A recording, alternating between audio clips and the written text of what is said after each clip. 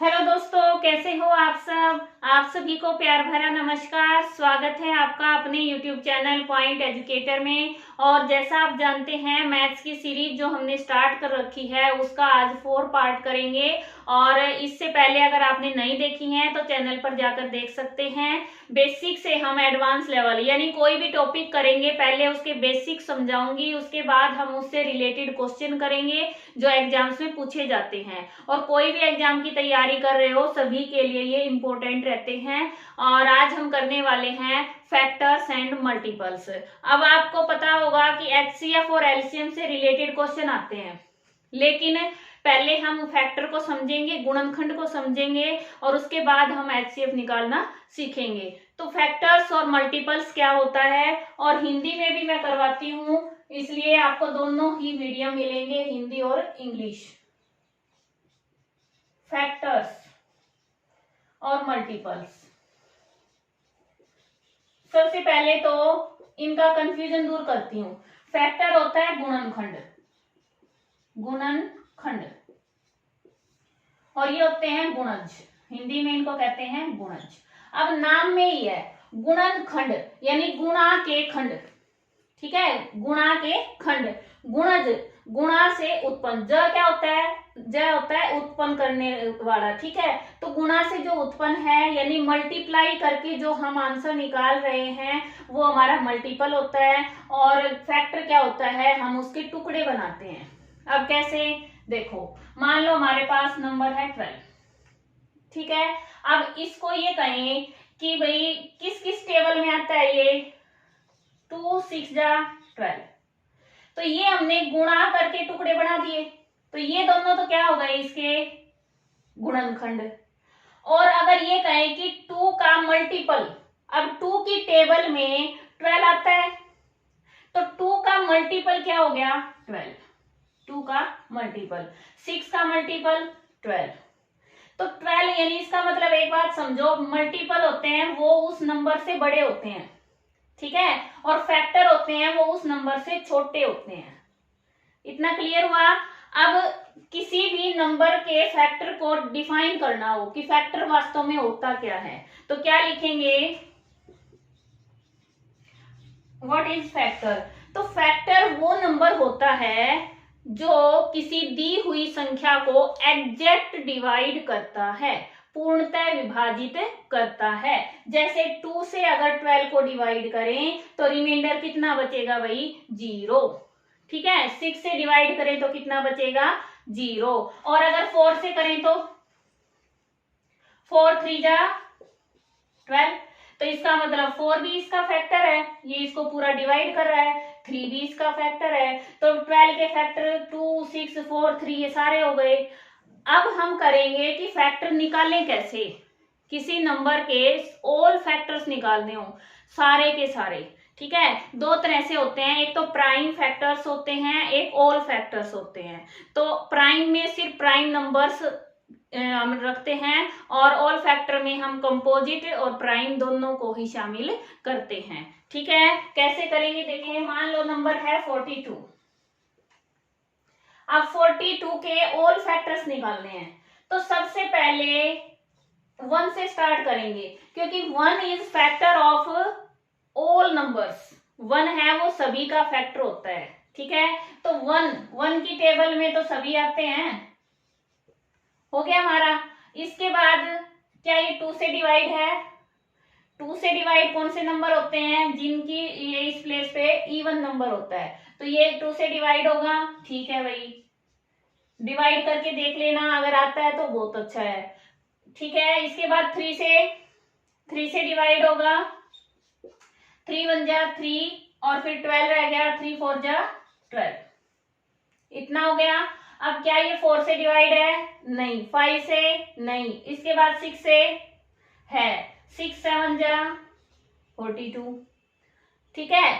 अब इसके बाद 6 के बाद कौन सा नंबर आता है, 7, तो 7 नंबर वापिस आ रहा है ना, 7 6 जा 42। तो जहां तक ये एक सिंगल सिंगल चलते रहते हैं वहां तक ठीक है, जैसे ये इधर से स्टार्ट हो जाए आने, यानी वो नंबर दोबारा से आ जाए, ठीक है, तो वहां पे ये क्लोज कर दो, इतने ही फैक्टर हैं इसके। तो इसके फैक्टर कौन से हुए, यहां से लिखना स्टार्ट कर दो इस डायरेक्शन में, 1 2 3 6, फिर इधर से स्टार्ट कर दो ऐसे घुमा के, 7 14 24 42। तो 42 के कितने फैक्टर हो गए, 4 और 4 8।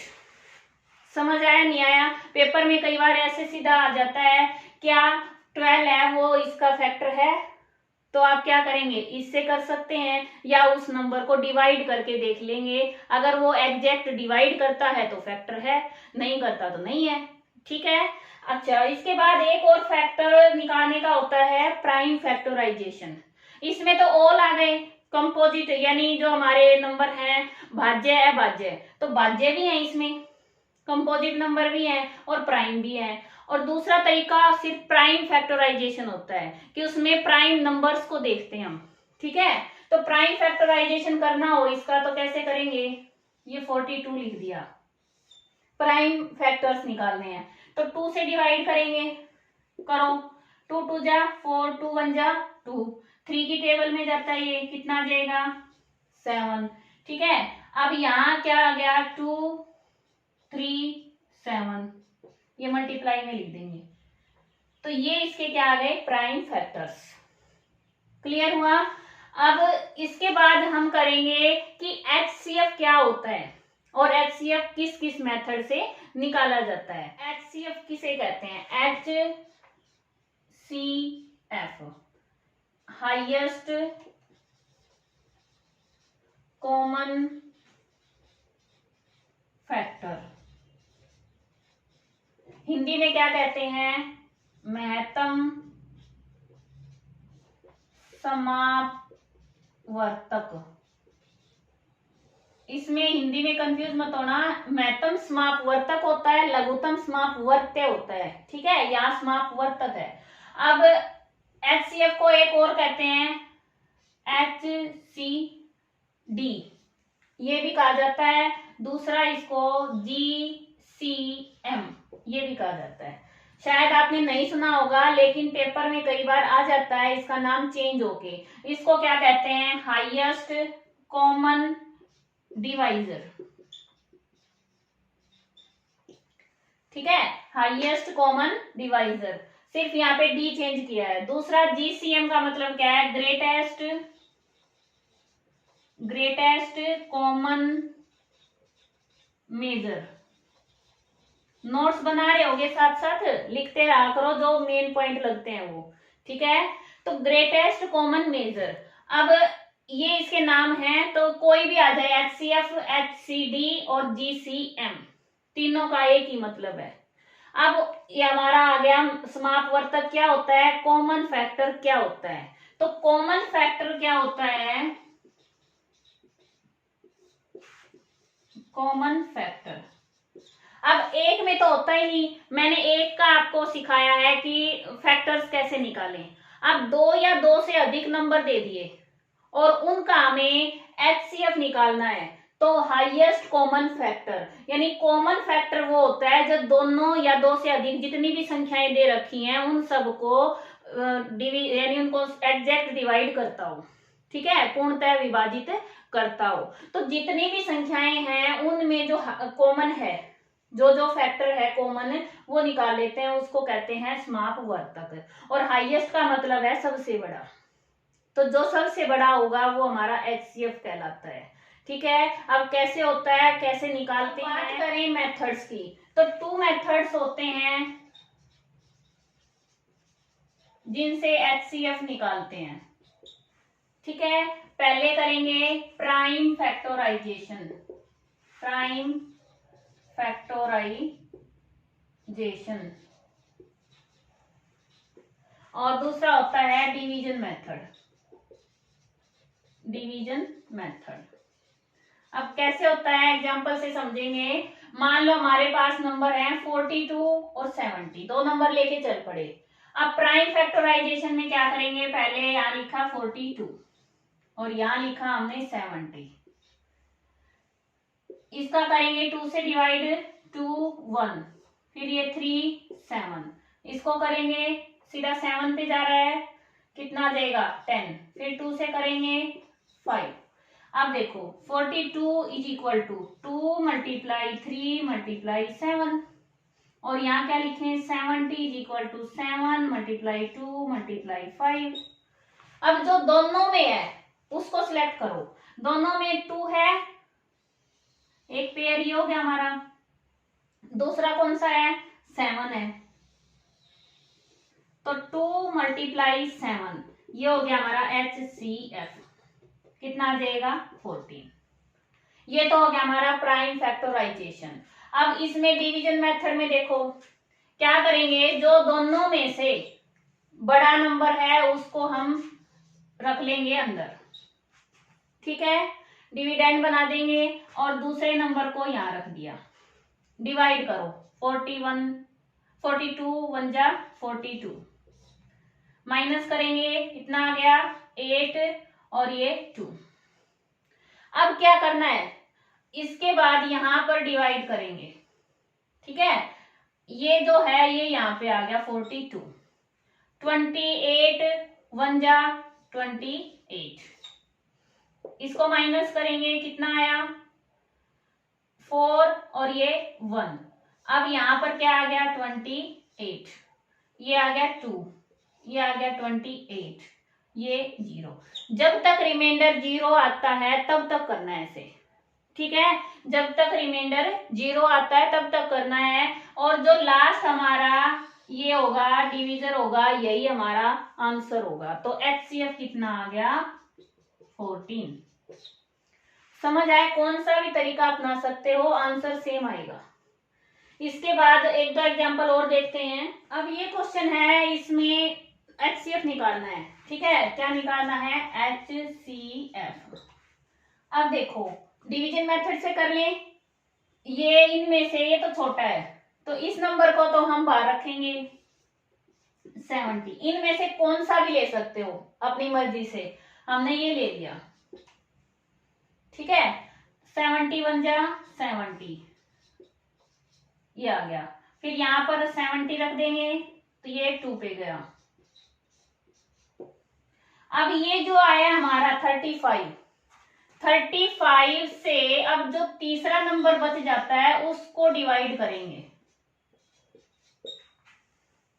ठीक है, यहां पर तो पता चल गया कि 35 आंसर आना चाहिए, लेकिन अगर ये इसको एग्जैक्ट डिवाइड करेगा तभी तो इन तीनों का HCF होगा ना, वो एग्जैक्ट डिवाइड भी करना चाहिए। तो इसको डिवाइड करके देखो 35 5 जा पे जाता है सीधा, तो यहाँ पे हमारा आंसर क्या आ गया 35। उम्मीद है समझ आया होगा। अब एक जो स्पेशल नोट बताती हूँ हर वीडियो में लगभग, वो बताती हूँ प्राइम नंबर, को प्राइम